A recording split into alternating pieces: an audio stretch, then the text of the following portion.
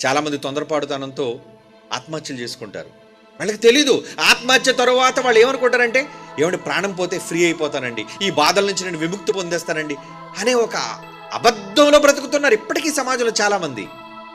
అంటే నేను ఒకవేళ ప్రాణం తీసేసుకుంటే నాకు బాధలుండవు, ప్రాణం తీసుకుంటే నాకు ఇక అవమానం ఉండదు అని అనుకుంటారు. కానీ ఎంతకన్నా పెద్ద మొత్తంలో అనంతకాలం పాతాళంలో అవమానం, కష్టం, బాధ, కన్నీళ్లు అన్నిటికంటే అధికంగా ఉంటాయండి.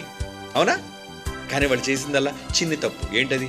టక్కున ఊరేసుకున్నారు, టక్కున ప్రాణం తీసేసుకున్నారు. చిన్ని సమయంలో వాళ్ళు తొందరపాటు నిర్ణయాన్ని తీసుకున్నారు. దానివల్ల అధికమైన కాలం, అనంతకాలంలో వాళ్ళు ఏమైపోయారు తెలుసా అండి? నేరస్తులుగా మిగిలిపోయారు. ఏమంటే అక్కడికి వెళ్ళిన తర్వాత పశ్చాత్తాపడ ఉపయోగం ఏముంది చెప్పండి? అక్కడ వెళ్ళిన తర్వాత నేను తప్పు చేశాను అని మారు మనస్సు రావటం వల్ల ప్రయోజనం ఏముంది చెప్పండి? అందుకే దేవుడు ముందుగానే మళ్ళీ హెచ్చరిస్తున్నాడు, నాయన మీరున్న కాలం చిన్ని కాలమయ్యా, ఓర్చుకొని ఆయన చిన్న కాలమేరా, చిన్న కాలం.